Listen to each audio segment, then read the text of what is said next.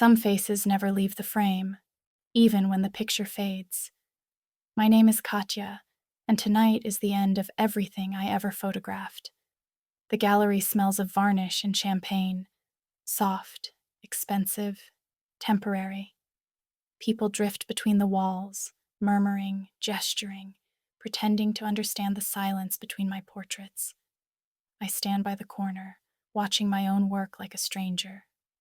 The series is called Reflections. 20 years of faces, women I've known, loved, and lost. Some smiled for the camera, others glared at it, but all of them gave me a piece I couldn't return. Then, in the reflection of one of the mirrors, I see her. Lena. Time has touched her, but gently. Her hair shorter now, eyes the same soft gray. She's wearing black, simple, elegant, deliberate. For a second, my pulse forgets what year it is. She doesn't look at me at first. She looks at herself, at the photograph I took of her decades ago. Sunlight across her collarbone, a shadow cutting through her smile. I remember the day perfectly. The smell of the old studio, her laughter, the silence that came after. When she finally turns, I feel that old tension return, sharp and sweet. I almost didn't come, she says, voice calm, practiced.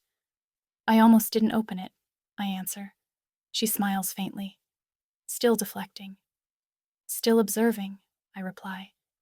We stand in front of her portrait, two ghosts revisiting their own evidence. Around us, the gallery hums with polite applause and shallow compliments. But inside this frame of space, everything else disappears. I used to hate that picture, she says quietly. You caught too much. That was the point, I whisper. She studies it again, then me. Maybe that's why I left. For a moment, I forget how to breathe.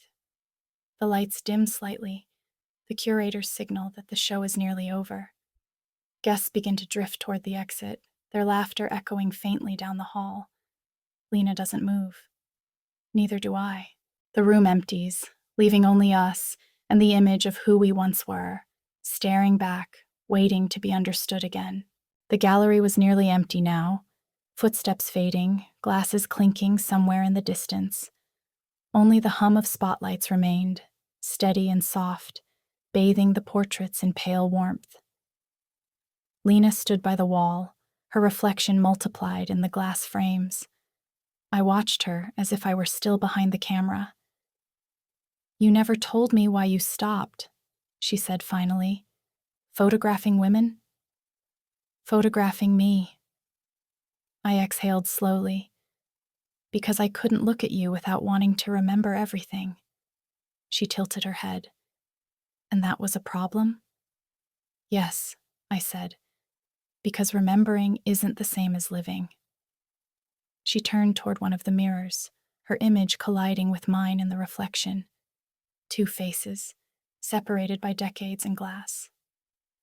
I thought you moved on, she said quietly. I tried. I took portraits of others, hoping one of them would erase yours.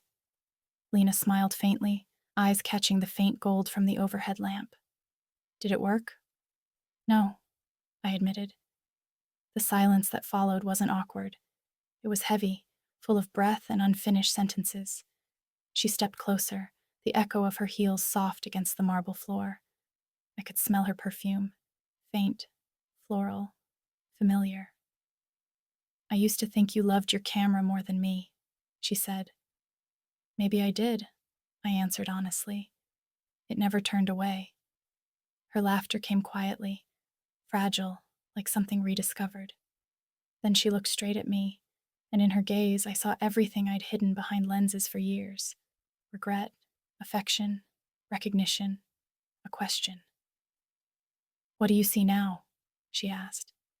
You, I said, still in focus. Her eyes softened. Then maybe take one last picture, without the camera. I didn't move closer. I didn't need to.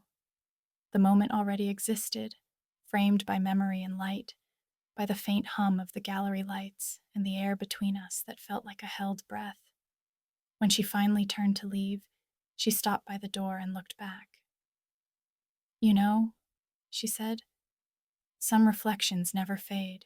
They just wait for you to stop running." And then she was gone, her reflection dissolving into the night glass of the gallery windows. I stood there alone, surrounded by faces I once loved, but only one still looked back,